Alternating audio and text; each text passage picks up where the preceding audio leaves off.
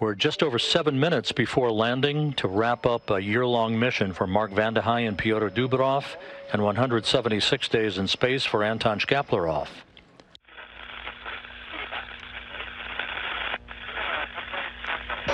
Touchdown. Welcome back to GMA3. That was video of NASA astronaut Mark Vande Hei coming home after a record 355 days in space, breaking the record for the longest single space flight in history by an American. And we are honored to have Mark joining us now. First of all, congratulations. And I have to know, as we watched you make that landing after a year in space, what was that moment like to be back on Earth and to know you had made history?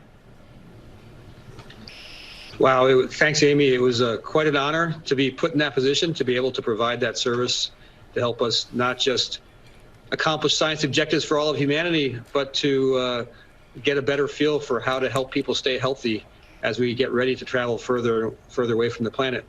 But at the moment you watched, just in that video, certainly because I had landed once before, I knew it was going to be a hard landing, and there was a lot of anticipation of it, and enough so that when we actually hit, I thought, oh, it wasn't as bad as I remembered. How does it feel to be back on Earth? Do you miss space?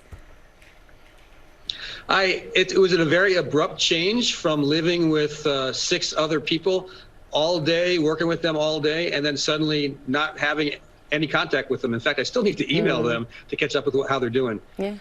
So that's probably the thing I miss the most, is the people.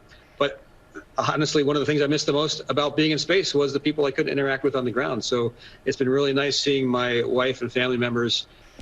So it's good to be back. I imagine so. And I love how you described your mission, science objectives for all of humanity. Tell us why those 355 days in space were so important, and what you do take with the knowledge you gleaned from that mission to others in the future.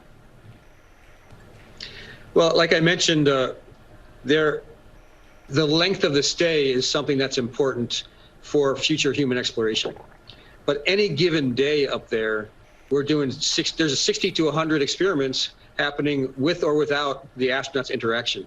So there's a lot going on in that engineering marvel up there. So it was really good for us to be able to interact with some of the experiments, to help make sure that the facility was maintained, to basically support the investigations of those primary investigators trying to get their science accomplished. Yeah, you certainly were of service. And as you mentioned, missing some of your fellow astronauts up there, we should mention a lot, obviously, was going down here on Earth in terms of the war with Ukraine. You were up there with 2 Russian astronauts, cosmonauts, men you trained with, men you spent a lot of time with in close quarters. And I know there was a slightly joking comment by the Russia Space Agency, the director there, saying you'd be left behind in space, saying they will stop cooperating with the International Space Station, protesting the sanctions against Russia. Can you give us a sense of anything that was going on down on Earth? Was that affecting anything up in space? And what are your thoughts about space exploration in the future, the International Space Station, along with your Russian counterparts? Well, certainly listening to the news on orbit, it's heartbreaking. And it's a sense of, gosh, I really wish there was something I could do. The 2 Russian cosmonauts you mentioned are dear friends to me now. They will be lifelong friends, and I think it's a challenging situation for them to be in as well.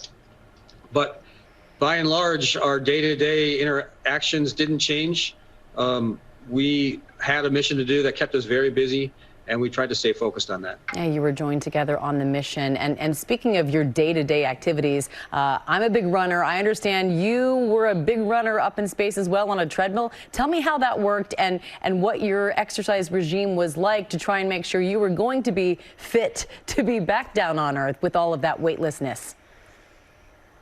So in that picture that you're showing right now, you can see there's bungee cords attached to a harness that help keep us on the treadmill. Otherwise, every time we pushed off the treadmill, we'd send ourselves away from it.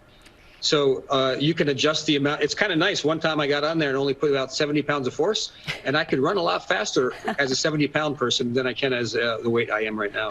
So that was a very pleasurable experience. But as time goes on, you need to crank up the force, and it gets harder and harder.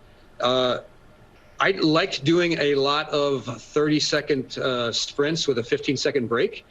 And I can't say I liked it. It was brutal. It was very challenging to get myself convinced to try that again after doing it a few times. But we also have a passive mode, so it's kind of like doing a sled push, and that I think really has helped my readaptation to the ground a lot. Yeah, how are your land legs? My land legs are fine. My calves are surprisingly weak, and my lower back hasn't been used for balancing for quite a while.